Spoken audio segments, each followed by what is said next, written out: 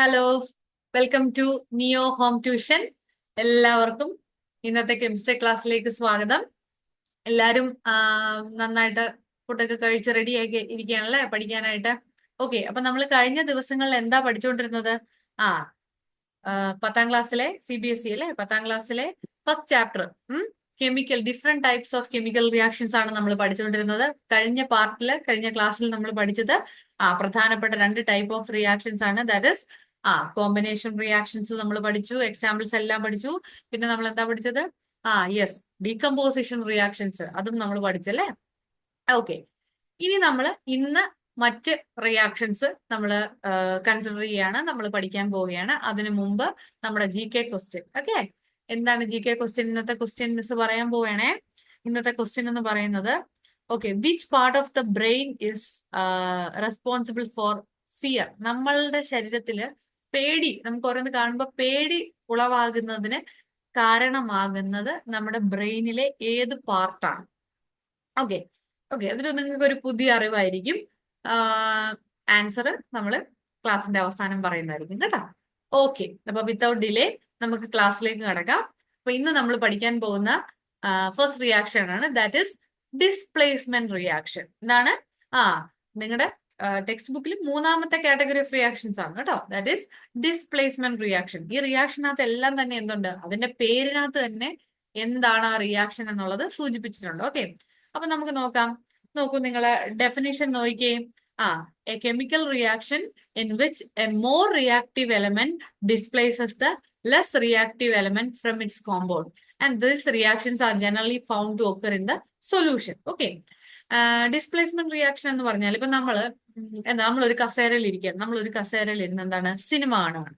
അപ്പൊ നമ്മൾ നല്ല ഭംഗിയായിട്ട് സിനിമയൊക്കെ കണ്ടുകൊണ്ടിരിക്കുന്ന സമയത്ത് വേറൊരാള് കുറച്ചുകൂടെ നമ്മളെക്കാട്ടിലും കുറച്ചുകൂടെ നല്ല സ്ട്രെങ്ത് ആയിട്ടുള്ള ഒരാൾ വന്നിട്ട് നമ്മളെ അങ്ങോട്ട് ആ കസേരയിൽ അങ്ങോട്ട് തട്ടി താഴോട്ടിട്ടിട്ട് അയാൾ ആ കസേരയിൽ അങ്ങോട്ട് കയറി ഇരുന്നു. ഓക്കെ, അവിടെ എന്താ ചെയ്തത് അയാള്? അയാള് നമ്മളെ ഡിസ്പ്ലേസ് ചെയ്തു അല്ലെ. ആ കസേരയിൽ നിന്നും നമ്മളെ ഡിസ്പ്ലേസ് ചെയ്തിട്ട് അയാൾ അവിടെ കയറി ഇരുന്നു. ഓക്കെ, അതേ സംഭവം, അതേ കാര്യം തന്നെയാണ് ഇവിടെ ഈ കെമിക്കൽ റിയാക്ഷനകത്തും സംഭവിക്കുന്നത്. എന്താ സംഭവിക്കുന്നത്?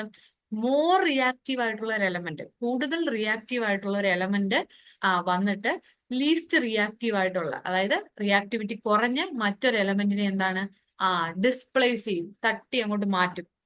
ഓക്കെ, അതിന്റെ കോമ്പൗണ്ടിൽ നിന്ന് തട്ടി മാറ്റിയിട്ട് ഈ മോർ റിയാക്റ്റീവ് ആയിട്ടുള്ള എലമെന്റ് അവിടെ കയറിയിരിക്കും. That is simply called the displacement reaction. And generally ഈ ഡിസ്പ്ലേസ്മെന്റ് റിയാക്ഷൻ നടക്കുന്നത് അതിന്റെ സൊല്യൂഷനിലായിട്ടാണ്. സൊല്യൂഷൻ സ്റ്റേറ്റിലോ, ഇപ്പൊ നമ്മള് സോളിഡ് സ്റ്റേറ്റിലോ ഗേഷ്യസ് സ്റ്റേറ്റിലോ അതിനെക്കാട്ടിലും ലിക്വിഡ്സിലാണ് നമ്മൾ ഈ ഡിസ്പ്ലേസ്മെന്റ് റിയാക്ഷൻസ് കൂടുതലായിട്ട് കാണുന്നത്. അപ്പൊ നമുക്ക് എക്സാമ്പിൾസ് കാണുമ്പോൾ നമുക്ക് കുറച്ചുകൂടെ കാര്യങ്ങൾ മനസ്സിലാവും. അപ്പം മിസ് പറഞ്ഞല്ലോ, ഇപ്പം ഒരു മോർ റിയാക്റ്റീവ് എലമെന്റ് വന്നിട്ട് ഒരു ലീസ്റ്റ് റിയാക്റ്റീവ് എലമെന്റിനെ ഡിസ്പ്ലേസ് ചെയ്യും. ഓക്കെ, നിങ്ങൾ സമ്മതിച്ചു. പക്ഷെ നമ്മൾ എങ്ങനെ തിരിച്ചറിയും ഈ വരുന്നവനാണോ ശക്തി, അതോ ഇവിടെ ഇരിക്കുന്നവനാണോ ശക്തി, ആരാണ് കൂടുതൽ റിയാക്റ്റീവ് എന്നുള്ള കാര്യം മെറ്റൽസിന്റെ കേസിൽ നമ്മൾ എങ്ങനെ തിരിച്ചറിയും? അതിനൊരു സൂത്രപ്പണിയുണ്ട്, ഒരു ടെക്നിക്ക് ഉണ്ട്. നമുക്ക് എല്ലാവർക്കും അത് മനസ്സിലാക്കാൻ വേണ്ടിയിട്ട് ഒരു കെമിസ്ട്രിയിൽ ഒരു സാധനമുണ്ട്. അതിനെ നമ്മൾ വിളിക്കുന്നത് that is the reactivity series. Okay, അപ്പൊ നിങ്ങൾ സ്ക്രീനിൽ കണ്ടുകൊണ്ടിരിക്കുന്നതാണ് മെറ്റൽസിന്റെ എന്താണ് റിയാക്ടിവിറ്റി സീരീസ് എന്ന് പറയുന്നത്. ഓക്കെ, നോക്കൂ, ഈ റിയാക്ടിവിറ്റി സീരീസ് അനുസരിച്ച് മുകൾ ഭാഗത്തുള്ള, കണ്ടോ, ഇവിടെ വരുന്ന മെറ്റൽസ് എല്ലാം എന്താണ് ഹൈലി റിയാക്റ്റീവ് ആണ്, അല്ലെങ്കിൽ മോസ്റ്റ് റിയാക്റ്റീവ് ആണ്. മുകൾ ഭാഗത്തു നിന്നും താഴേക്ക് വരുംതോറും അവയുടെ റിയാക്ടിവിറ്റി കുറഞ്ഞു കുറഞ്ഞു കുറഞ്ഞു വരുന്നു. അപ്പൊ നോക്കിയേ, ഏറ്റവും റിയാക്റ്റീവ് ആയിട്ടുള്ള ഒരു മെറ്റൽ ഏതാണ്?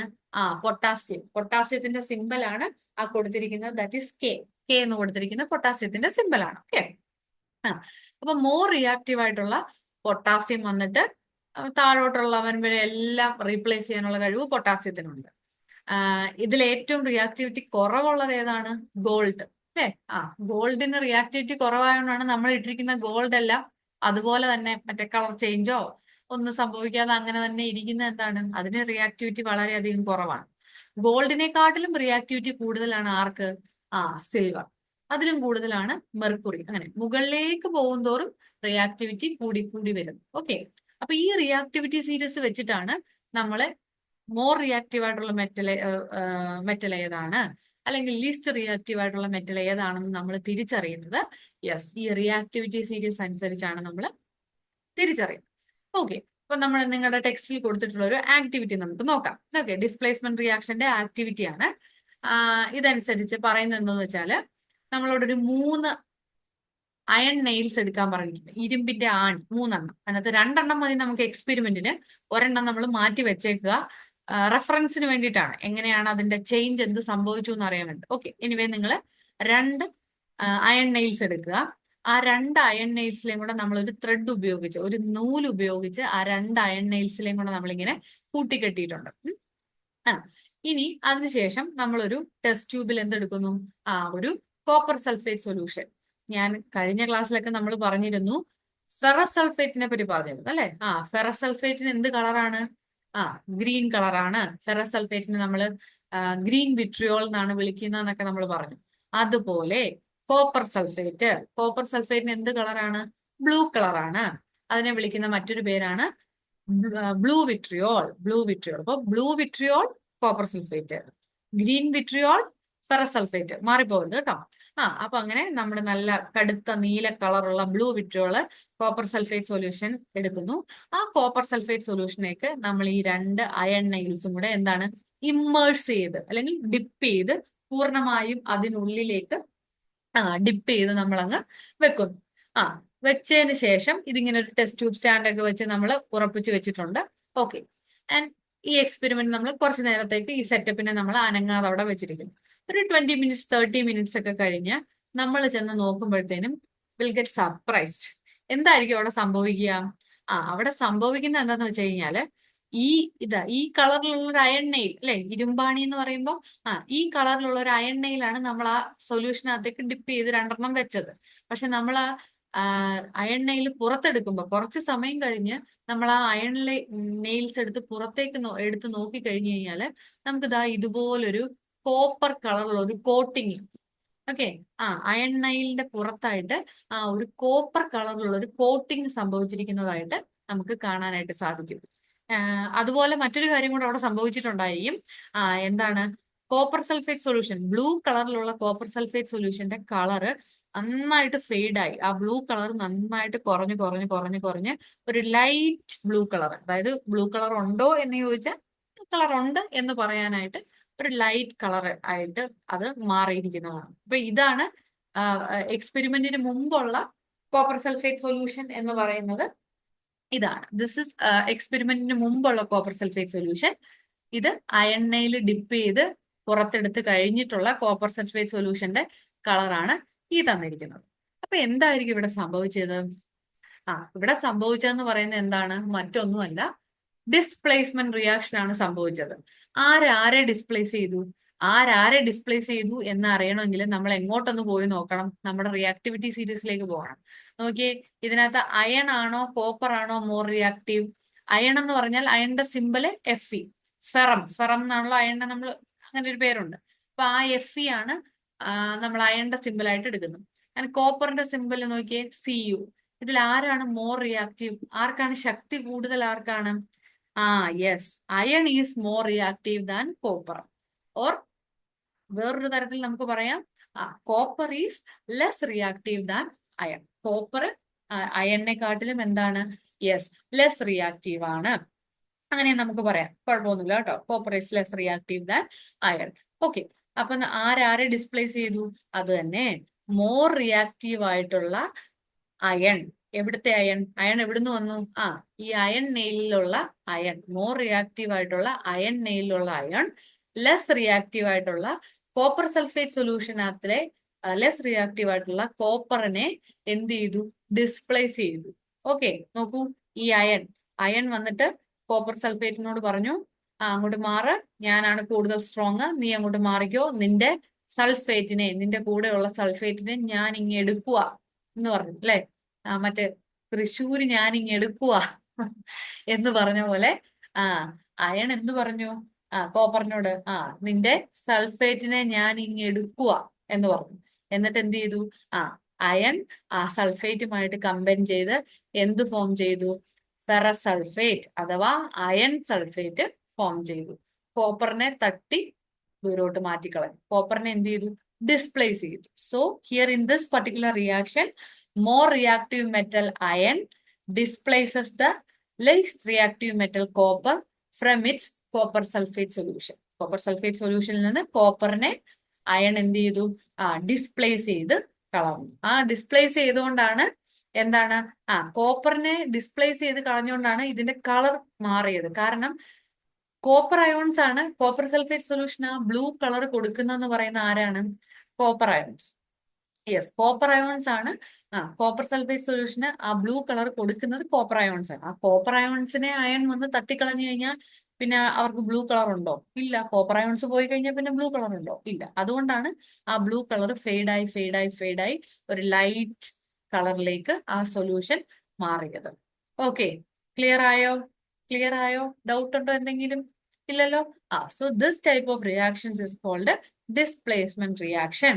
നമുക്ക് ഒന്ന് രണ്ട് എക്സാമ്പിൾസും കൂടെ നോക്കാം. ഡിസ്പ്ലേസ്മെന്റ് റിയാക്ഷന് ഇത് നിങ്ങളുടെ ടെക്സ്റ്റിൽ കൊടുത്തിരിക്കുന്ന എന്താണ് എക്സാമ്പിൾ തന്നെയാണ് കേട്ടോ. എക്സാമ്പിൾസ് ഇമ്പോർട്ടന്റ് ആണ് മക്കളെ. അപ്പം അടുത്ത റിയാക്ഷനകത്ത് നോക്കിയേ എന്താ സംഭവിച്ചിരിക്കുന്നത്? Zinc is reacting with copper sulphate solution. Zinc metal is reacting with copper sulphate solution. അപ്പൊ നമ്മൾക്ക് നേരെ എവിടെ പോണം? റിയാക്ടിവിറ്റി സീരീസിൽ പോണം. അതിനാ മിസ് പറഞ്ഞത് റിയാക്ടിവിറ്റി സീരീസ് നിങ്ങൾ നന്നായിട്ട് പഠിക്കണം. പഠിക്കാതെ നമുക്കത് പറ്റത്തില്ല. റിയാക്ടിവിറ്റി സീരീസ് നമ്മൾ പഠിക്കണം. അപ്പൊ റിയാക്ടിവിറ്റി സീരീസ് പഠിക്കുമ്പോൾ നോക്കിയേ, zinc is more reactive than copper. Copper ഒക്കെ ഏറ്റവും താഴെ വരുന്നത്, അത് എപ്പോഴും ലീസ്റ്റ് റിയാക്റ്റീവ് ആണെന്ന് നിങ്ങൾ മനസ്സിലാക്കണം കേട്ടോ. ഇറ്റ് ഈസ് യൂഷ്വലി ഒരു ലീസ്റ്റ് റിയാക്റ്റീവ് മെറ്റൽ ആണ് കോപ്പർ, മെർക്കുറി ഒക്കെ ലീസ്റ്റ് റിയാക്റ്റീവ് ആണ്. അപ്പം zinc is more reactive. Okay, അപ്പം മോർ റിയാക്റ്റീവ് ആയിട്ടുള്ള സിങ്ക് ലീസ്റ്റ് റിയാക്റ്റീവ് ആയിട്ടുള്ള കോപ്പറിനോട് പറയും, അങ്ങോട്ട് മാറിയിരിക്കടാ, നിന്റെ സൾഫേറ്റിനെ ഞാൻ എടുക്കുക. ഓക്കെ, എന്നിട്ട് zinc combines with sulphate to form zinc sulphate. എന്താ ഫോം ചെയ്യുന്നത്? സിങ്ക് സൾഫേറ്റ് ഫോം ചെയ്യുന്നു, കോപ്പറിനെ തട്ടി ദൂരെ കളയുന്നു. Okay, yes. അതുപോലെ അടുത്ത റിയാക്ഷൻ നോക്കിയേ, ഇത് നിങ്ങൾ തന്നെ ഒന്ന് പറഞ്ഞേ. ഏതാ? പി ബി മീൻസ് ഏത് മെറ്റലാണ്? ലെഡ്. ലെഡിന്റെ സിമ്പിൾ ആണ് P B. And lead reacting with copper chloride. Copper chloride solution ആണ് നമ്മൾ എടുക്കുന്നത്. നമുക്ക് റിയാക്ടിവിറ്റി സീരീസ് ഒന്ന് നോക്കാം. എന്തായാലും നിങ്ങൾ ഒന്ന് പോയി ചെക്ക് ചെയ്യുന്നത് എപ്പോഴും ഒന്ന് പോയി ചെക്ക് ചെയ്യല്ല, നിങ്ങൾ അത് ബൈഹാർട്ട് ചെയ്ത് പഠിക്കണം. റിയാക്ടിവിറ്റി സീരീസ് നോക്കൂ, കോപ്പർ ആണോ ലെഡ് ആണോ മോർ റിയാക്റ്റീവ് മക്കളെ? നോക്കൂ, രണ്ടും അടുത്തടുത്ത് വരുന്നതാണ് കേട്ടോ. ലെഡും കോപ്പറും രണ്ടുപേരും അടുത്തടുത്ത് വരുന്നതാണ്. കമ്പാരിറ്റീവ്ലി ആരാണ്? ലെഡ് ആണ് അല്ലെ? Comparatively lead is more reactive than copper. Lead ആണ് കോപ്പറിനെക്കാട്ടിലും കൂടുതൽ റിയാക്റ്റീവ് എന്ന് പറയുന്നത്. അപ്പം ലെഡ് വന്നിട്ട് ആരെ റീപ്ലേസ് ചെയ്യും? അതെ, കോപ്പറിനെ റീപ്ലേസ് ചെയ്യും. സോ ലെഡ് കോപ്പറിനെ തട്ടി മാറ്റുന്നു ആദ്യം. അത് കഴിഞ്ഞിട്ട് ബാക്കിയുള്ള ക്ലോറിനുമായിട്ട് ക്ലോറൈഡുമായിട്ട് ലെഡ് കമ്പൈൻ ചെയ്തിട്ട് ലെഡ് ക്ലോറൈഡ് എന്ന് പറഞ്ഞ കോമ്പൗണ്ട് ഫോം ചെയ്യുന്നു. കോപ്പറിനെ തട്ടി ഡിസ്പ്ലേസ് ചെയ്തു. തട്ടി മാറ്റുന്നു മീൻസ് ഡിസ്പ്ലേസ് ചെയ്ത് മാറ്റുന്നു. So this is called displacement reaction. എന്താണ്? ഒരു more reactive metal displaces a least reactive metal from its salt solution. അതിന്റെ സോൾട്ട് സൊല്യൂഷനിൽ നിന്ന് ഡിസ്പ്ലേസ് ചെയ്ത് മാറ്റുന്നു. ക്ലിയർ ആണല്ലോ? കുഴപ്പമില്ല, മനസ്സിലാവുന്നതാണ്. റിയാക്ഷൻസ് എല്ലാം നിങ്ങൾ നന്നായിട്ട് മനസ്സിലാക്കുക. ഓക്കെ, അപ്പം ഇന്നത്തെ ഇത് മതി. ഓക്കെ, ഇനി നമുക്ക് അടുത്ത റിയാക്ഷൻ ഡബിൾ ഡീകമ്പോസിഷൻ ആണ്. അതും കുറച്ച് ഡീറ്റെയിൽ ആയിട്ട് പറയാനുണ്ട്. അത് നമുക്ക് അടുത്ത ക്ലാസ്സിൽ നോക്കാം കേട്ടോ. അപ്പം ഇന്നത്തെ ക്വസ്റ്റ്യന്റെ ആൻസർ എന്തായിരുന്നു മിസ് ചോദിച്ച ക്വസ്റ്റ്യൻ എന്തായിരുന്നു?